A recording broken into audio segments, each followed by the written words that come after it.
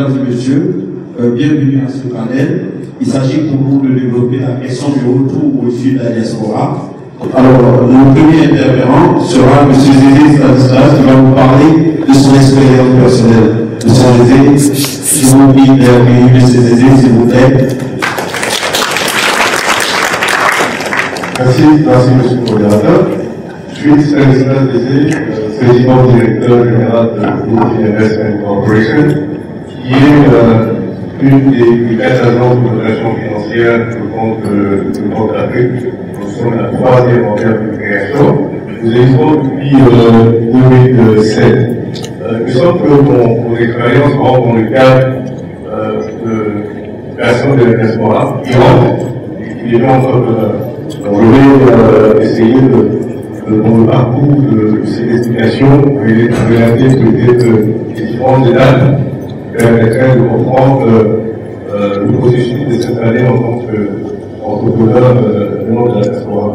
Déjà, il est important de comprendre que la décision de rentrer est généralement une décision qui ne va pas se prendre sur une période. Donc, on finit par le rentrer finalement.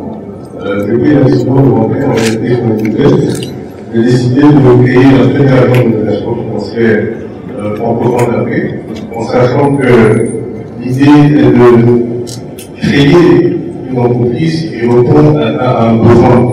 Et ça, c'est fondamental, c'est très important. Savoir besoin de rendre, vraiment, on ne peut pas à l'aventure, puisqu'on rentre dans notre pays. L'aventure, c'est justement le séjour qu'on passe à l'extérieur, et on rentre, on revient aux choses. Donc c'est identifié, donc on a identifié un besoin. C'est un besoin qui peut être connu ou pas connu en réalité. Parce que ce besoin doit correspondre à quelque chose dont les gens ont besoin. Nous sommes dans un environnement où, heureusement, il y a beaucoup de choses à créer. Donc nous avons une opportunité infinie. La notation financière vient répondre aux besoins d'accès au financement de l'entreprise. Parce que la raison pour laquelle il y a d'énormes difficultés pour l'accès au financement, c'est qu'il existe une asymétrie d'information extraordinaire entre les pourvoyeurs des capitaux et les demandeurs des capitaux. Donc il est important de créer un outil qui permettait de réduire cette asymétrie d'information, permettre à ceux qui demandent des capitaux d'établir leur qualité de crédit, donc de se rendre plus attractifs, et ceux qui sont les pourvoyeurs des capitaux me permettent d'avoir une visibilité sur la capacité et la volonté des entités entreprises à faire face aux obligations financières. Évidemment, la première difficulté qu'on a rencontrée en créant cette entreprise, c'est le fait qu'on a tout de suite une sorte, si vous voulez, de scepticisme de la part de notre environnement sur la capacité, notre capacité à réussir. Et ça, je vais discuter avec nos entrepreneurs, c'est quelque chose qui revient, qui est récurrent. Vous allez toujours avoir autour de vous, surtout d'ailleurs dans le portfolio autour de vous, c'est les entraînements de vous qui vont vous décourager. Et je crois que ça devrait plutôt être un challenge que de vous décourager. Parce que c'est trop facile, évidemment, que l'entrepreneuriat est quelque chose de facile. Alors, l'idée était justement de remonter sur la mesure où l'agence de notation financière est quelque chose d'inconnu. Nous avons eu d'énormes difficultés à pouvoir justement intéresser les gens à ce projet-là. Il fallait déjà faire beaucoup de pédagogie pour montrer l'utilité de la notation financière. Après 7 ans, je peux vous dire qu'aujourd'hui, on est arrivé à un niveau de réussite de cette entreprise qui montre bien. Donc quand on persévère, on y arrive. Aujourd'hui, on se retrouve dans une logique où on a réussi à rendre obligatoire la notation financière dans le système financier de l'UEMOA. Et ça, c'est extraordinaire, parce qu'aujourd'hui, sur le marché des obligations, vous êtes obligé d'être noté pour pouvoir émettre une obligation, vous êtes obligé d'être noté pour pouvoir être coté à la bourse, et vous êtes obligé d'être noté pour être garant des émetteurs obligataires. le conseil garant le risque que l'émetteur se transfère sur vous. Donc là, on est arrivé, vous dire qu'en 7 ans, on a réussi à partir d'une idée d'intéresser personne. Quand je dis d'intéresser personne, parce que c'était taxé de quelqu'un qui était peut-être un peu dérangé, ou qui avait du temps à perdre, à aujourd'hui un outil qui est devenu fondamental pour le développement du marché financier. Et vous avez peut-être remarqué vous-même, dernièrement, la Côte d'Ivoire a été mise des euros, et c'est à cause de sa dotation financière que les investisseurs ont eu une visibilité extraordinaire sur la Côte d'Ivoire qui a permis de proposer à la Côte d'Ivoire 10 fois ce qu'elle recherchait. Voilà. Donc c'est ça l'importance de la structure que nous avons créée, avec les étapes qui ont été assez difficiles, mais elles répondaient à un besoin précis. Et ça, c'est quelque chose de très important. Créer, c'est bien, donc peut-être que ces créations correspondent à un besoin. Nous sommes dans des sociétés qui sont en développement. Nous n'accompagnons en particulier dans un pays qui est aspect émergent, donc il faut avoir des besoins qui correspondent à le temps. Je vais peut-être, c'est beaucoup arrêter là et puis discuter pendant. Merci beaucoup. Merci, monsieur le directeur. Effectivement, en France, pour être modèle, c'est un parcours de combattant. Il faut faire des études qui avoisinent le doctorat. C'est ce que j'ai fait pendant plusieurs années. Donc, j'ai obtenu le diplôme supérieur de volontariat. Et une fois avoir obtenu ce diplôme, j'ai voulu m'installer en tant que notaire, officier public chez moi en Côte d'Ivoire, de manière à ce que je puisse exercer mon ministère ici. Pendant ce temps, j'ai dû créer à Paris un cabinet d'exercice notarial qui est une première du genre. L'objectif était justement de compiler un créneau qui est resté public depuis très longtemps, parce que dans notre profession, on a créé donc depuis l'histoire de Charlemagne des juridictions fermées, exclusives, et alors qu'aucune loi, ici ou ailleurs, ne l'interdit. J'ai donc ce cabinet qui est fait du notariat sans faire des actes authentiques. Le fait est que le vice notarial qui est lui à Abidjan et qui est un des deux juridictions correspond à l'établi qui est à Paris en toute légalité et en félicité de démontrer que les Ivoiriens de la diaspora ont à travers le cabinet un interlocuteur crédible sur toutes les questions liées à l'immobilier, toutes les questions liées aux questions successorales, transnationales, transversales, toutes les questions liées à l'investissement d'un bord à l'autre, toutes les questions de confiance qui avaient été créées ici et là, parce que on entendait dire que beaucoup de citoyens de la diaspora venaient investir chez nous sans avoir forcément confiance, parce que finalement les conseils et l'encadrement n'étaient pas bien gérés. J'ai donc occupé ce créneau pour permettre à ces personnes à Paris de me rencontrer et d'avoir une visibilité. Je suis donc ivoirien, maîtrisant donc la culture juridique de Côte d'Ivoire, mais également français, maîtrisant le droit français dans toutes ces dimensions. Justement, je suis professeur à l'Université de Lille en France, et depuis ma nomination à Abidjan en 2011, également professeur à l'Université d'Abidjan à Cocody. Voilà donc, monsieur le notaire qui voyage sur tous les deux continents quasiment tous les 15 jours pour remplir ma mission. À Abidjan, j'ai plus de 15 collaborateurs, des juristes, des fiscalistes qui se donnent à fond, que j'ai formé, que j'ai continué à former. À Paris, j'en ai une dizaine qui travaillent à fond et nous essayons de changer le visage du droit et nous rassurons les investisseurs ici et là. Oui, les obstacles, j'en ai connus. Depuis 3 ans que je suis à Abidjan, j'ai effectivement heurté beaucoup de sensibilités, ce qui est tout à fait compréhensible, puisqu'on n'était pas habitué à avoir un notaire qui sort des sentiers battus. Je l'assume et aujourd'hui, je peux vous dire que c'est un succès total. Merci. Moi, c'est un grand plaisir de me retrouver ce côté-là, de participer à cette table ronde, parce qu'il reste mon chef de l'autre côté, et je posais des questions. lorsqu'il y avait des conférences sur la diaspora. Alors, mon expérience à moi, ça fait donc 12 ans que je vis donc à Paris. Et donc après une thèse de doctorat en stratégie industrielle et responsabilité sociale des entreprises et développement de la Sorbonne, j'ai commencé à venir sur le continent, en Côte d'Ivoire, au Sénégal, au Gabon, pour participer à toutes les grandes conférences scientifiques qui se déroulaient sur le continent, en plus de mes activités de recherche en conférence. Donc c'est de cette façon que j'ai commencé à me faire connaître sur le continent. Et je pense que pour mes amis et frères qui sont ici, s'il y a une expérience qui pourrait les intéresser, c'est cette démarche-là.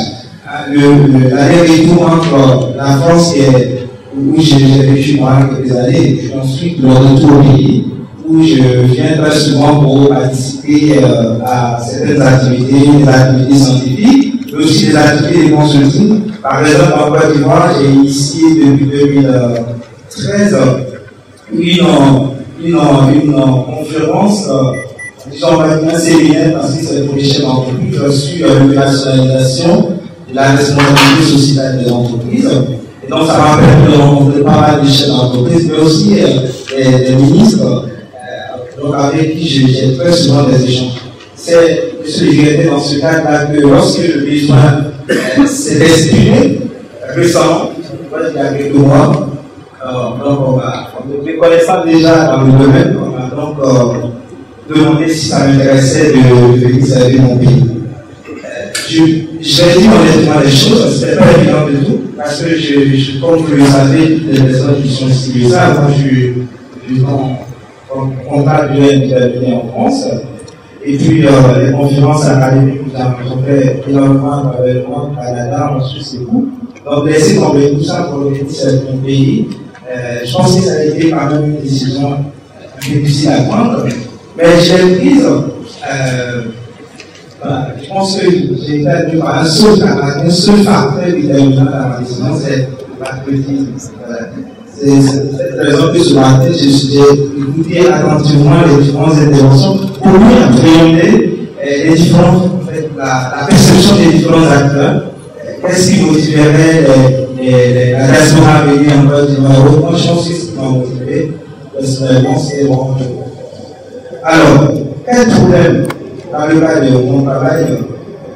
Donc, quand je vais occuper le poste de directeur général du développement durable au ministère de l'Environnement, j'avais quand même deux types d'appréhension. D'abord la réadaptation culturelle, parce que ça faisait discuter de nouvelles étrangers. Donc, un nouveau contexte de travail européen, il fallait donc revenir me réadapter à mon pays, dans un autre nouveau contexte de travail. Et ensuite, quelque chose que je vais pas cacher, puisque vous le savez tous ici, moi je suis jeune, même si ce n'est pas 10 ans, mais bon. Être directeur général dans l'administration dans un ministère, c'est pas tout évident. Encore pour un poste de directeur général de développement, là, c'est quand même un sujet transversal. Il faut pouvoir déployer la politique de développement du gouvernement dans presque tous les départements ministériels. Ensuite, embarquer tout le système privé, le secteur privé dans un processus de développement, c'est quand même une grosse responsabilité. Donc, qui certainement intéresserait ceux qui étaient là déjà. Donc, je me demandais comment je vais pouvoir réussir à me faire accepter par ce qui était déjà là. Et finalement, je crois que j'ai eu plus de peine que de mal parce qu'aujourd'hui, je peux dire honnêtement que dans mon travail, dès que je suis arrivé, toutes les personnes que j'ai trouvées m'ont accepté. Et au quotidien, nous discutons ensemble, nous travaillons en toute intelligence collective et nous faisons avancer les différents dossiers que nous sommes sur les pas et sur le ministre. Donc, je pense que, et puis, un élément quand même important aussi que pouvoir être utile pour ceux qui sont ici, à l'espoir, c'est l'humilité. L'humilité, en tout cas, être humble malgré ses responsabilités, malgré, on va dire, le poste de mon occupe, je pense que c'est quand même un élément assez important qui peut nous permettre de être acceptés dans notre environnement du travail et dans nos collaborations avec les autres acteurs. Mais pour moi, ce n'est pas quelque chose d'extraordinaire parce que pour ceux qui sont ici, qui ont quand même on parler de responsabilité sociale et de développement durable. Le SAP est un des principes fondamentaux qui guide ces nouvelles problématiques qui émergent au niveau de c'est le dialogue avec les parties prenantes dans le processus de prise de décision, pour parvenir à une décision acceptée. Donc, je pense que là, ça m'a permis de mieux m'intégrer. Merci évidemment, M. C'est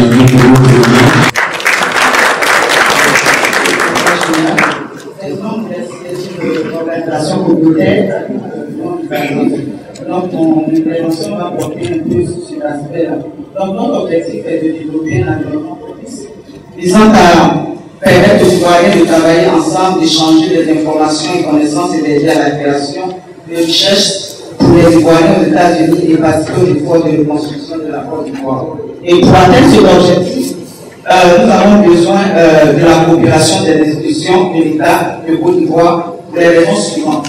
L'exonération d'impôts, par exemple, aux organisations reconnues par l'État fédéral et aux entreprises et individus qui assistent les organisations d'intérêt public. Évidemment, cet exemple est basé sur l'exemple américain. Comment est-ce que les structures sont assistées pour une meilleure intégration? Donc, le processus d'exonération d'impôts est un facteur absolument déterminant qui constitue la base des dispositions administratives de prise en charge et l'assistance de tous les acteurs privés comme publics.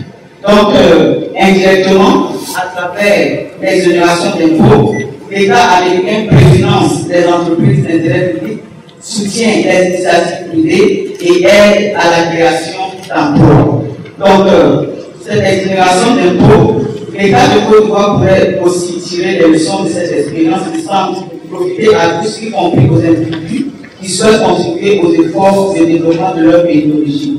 Évidemment, on peut vous aider dans ce processus. Donc, la première étape consiste déjà à déclarer à l'administration locale la structure, donc préparer les statuts de votre entreprise, faire déclarer avec au moins 3 signataires et déclarer les statuts auprès de l'administration. Bon. Une fois les statuts approuvés, l'agent vous remet une facture pour payer les frais administratifs au trésor. Le bureau du trésor est adjacent au bureau des déclarations. Donc ensuite, l'agent vous remet une copie originale de vos statuts signés. Vous venez de créer une entreprise à but non lucratif à Washington et cette démarche s'accomplit en moins de 30 minutes. Bon, comment rédiger les statuts? Ça, c'est une question qu'on n'a pas abordée ici. Mais nous sommes prêts aussi à vous aider dans ce sens, y compris les démarches qu'il faut entreprendre pour déclarer une entreprise créée, une entreprise à Washington en moins de 30 minutes. Merci. Allez-y, non, c'est surtout la partie de l'explication d'impôt. Et je pense qu'il est très intéressant. Il fallait que je vois quand même la première partie. Donc, une fois que l'État fédéral vous approuve, toutes les structures, que ce soit privées, publiques, en ce moment-là, peuvent apporter une aide pour votre association. Et sans cette autorisation de l'État fédéral, l'administration du corps apporter des raisons, c'est toute l'expérience que nous pouvons partager avec vous. Parce qu'à travers cela, l'État crée des emplois, l'État crée un peu suscite, sinon motive à l'initiative privée et à la création d'entreprises. Je pense que je vais m'arrêter là. Merci. Je voudrais remercier aussi ici et tous les partenaires de ce forum, c'est une excellente idée. Moi, je voudrais commencer par dire qu'il est possible de participer au développement de son pays à partir de l'étranger. Et je pense que je suis un exemple vivant de cela. Je vis encore aux États-Unis, mais nous avons des bureaux à Abidjan, et on va un peu plus loin, mais aussi dans la sous-région, et même en dehors de l'Afrique. Nous avons créé ce site en 1999, donc il a aujourd'hui presque 17 ans, dans sa 17e année. Et c'était un site qui était destiné pour la diaspora au départ. Donc tous nos efforts étaient pour la diaspora. Et petit à petit, en fait, on s'est rendu compte que la Côte d'Ivoire en avait besoin. Plus seulement la diaspora, mais maintenant il fallait que l'eau local, c'est-à-dire la Côte d'Ivoire, en avait besoin. Et après, on est allé sous-régionalement avec des sites en fait par pays, le Mali, le Bénin, le Togo, le Sénégal, le Niger, et on est même sorti de l'Union, on est même maintenant au Gabon et au Central. Et on a des sites maintenant par thème, comme le site de femmes, etc. Naturellement, le recours au pays n'a pas été facile, mais je pense que lorsqu'on est motivé, lorsqu'on est déterminé et on est surtout passionné par ce qu'on fait, le recours en général n'est jamais très compliqué. Parce qu'on surmonte en fait ces difficultés très rapidement avec sa passion. Nous, notre gros problème, c'était le capital humain. Quand on est arrivé, en fait, on n'arrivait pas à trouver des personnes qualifiées pour nous accompagner rapidement. Et même quand on les trouvait, ils étaient extrêmement chers. Donc, on s'est dit, s'il faut prendre ces gens-là, surtout là, ici, autant continuer à les recruter de l'autre côté. Donc ça, c'était un des premiers problèmes qu'on a eu. Le deuxième problème, c'était un problème d'infrastructure. Donc, est-ce qu'il fallait qu'on héberge nos serveurs ici, ou qu'on les laisse de l'autre côté? On a été confronté à ces difficultés, mais bon, on a réussi à les gagner. Pour terminer, moi, je vais juste une petite recommandation, en fait, pour nos jeunes frères qui veulent se lancer, en fait, dans l'entrepreneuriat, surtout de l'étranger. Il faut oser. Il faut oser, il ne faut pas avoir peur. On est jeune. Même si on tombe, on a la possibilité de se relever immédiatement et de pouvoir continuer. Donc, à ce niveau-là, il faut vraiment, j'ai vraiment envie de vous encourager à le faire. On est comme des bébés qui marchent, dès qu'on tombe, on se relève et on continue à marcher. Il ne faut vraiment pas avoir peur. Nous avons connu énormément d'échecs que vous n'avez peut-être pas vus, mais on les a rencontrés, ces échecs-là. Et ces échecs sont devenus des expériences pour nous, qui nous ont permis maintenant de continuer sur d'autres sites. Et vous qui naturellement pour marcher. Bon. Pour commencer mon exposé, j'ai pas l'habitude de parler avec les filles, on connaît un peu ma chaîne, mais je vais aller quand même juste au cœur de ce que je veux exposer. Ce matin, je vais intervenir sur le rôle que jouent les industries culturelles et les industries qui peuvent apporter des moyens de contribution au développement d'un pays, surtout par la diaspora. Et moi, je vais aller sur trois points essentiels pour exprimer ce que je vais exposer. Nous, en G6, on est parti de la Côte d'Ivoire en 1999. On est allé en France, on est allé à l'aventure. Mais dans cette aventure, il s'est avéré que nous allons confronter à des situations qui nous ont forgés, qui nous ont formés. Et après plusieurs documentations, nous avons vu que la culture en Afrique, en général, était en retard parce qu'il y avait un manque de connaissances, il y avait un manque de savoir dans ce secteur-là. Et après, on trouvait qu'on pouvait jouer un rôle important en mettant la somme de toutes ces expériences acquises à la disposition des Ivoiriens. J'ai cité en 2006, j'ai essayé avec le groupe de Metal Label, parce qu'avant, nous signions le contrat de disques. Nos spectacles, on était obligé de passer par des structures qui étaient reconnues par l'État français ou par l'État ivoirien.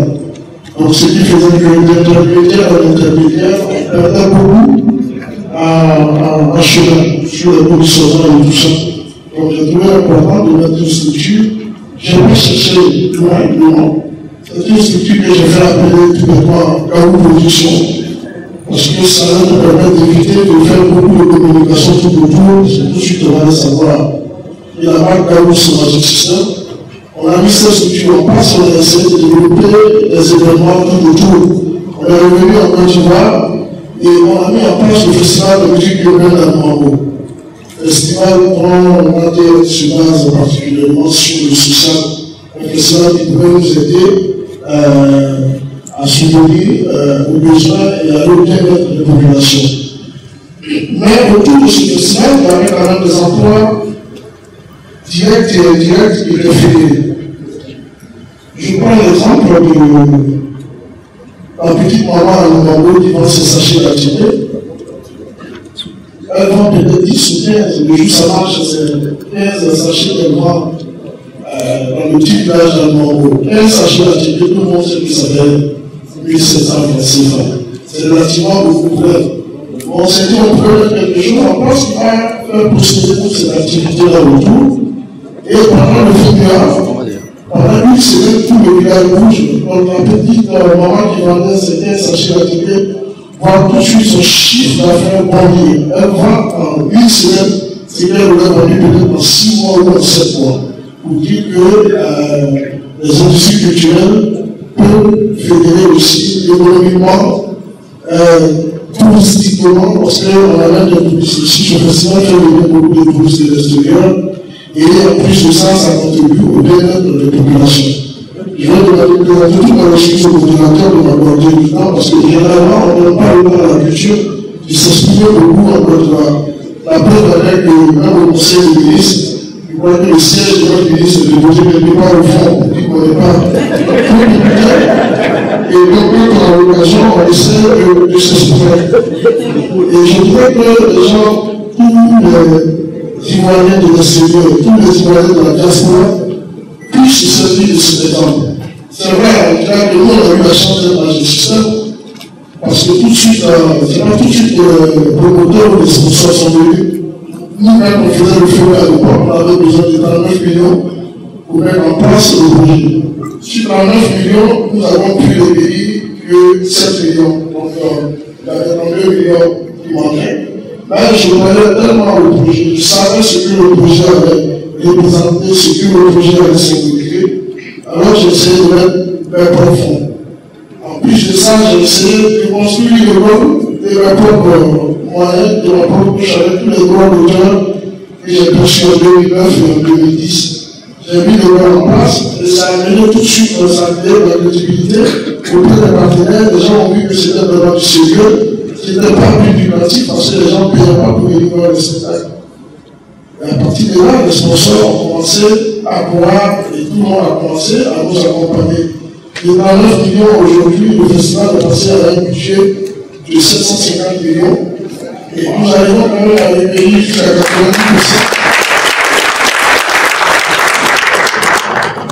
Pour dire qu'il fallait croire, nous on l'a pris.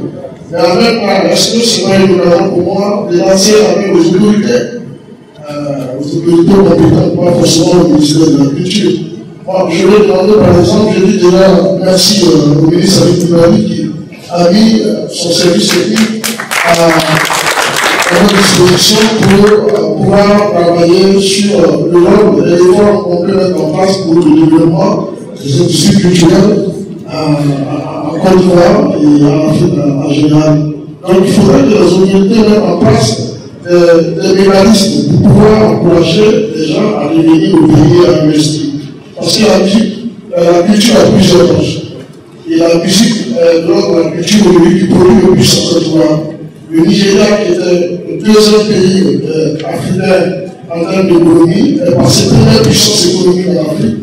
Ce n'est pas par son pétrole, c'est par les industries culturelles. Pour dire que quand la culture est bien organisée et il y a de bons investissements, elle peut être productive pour un pays, pour un continent.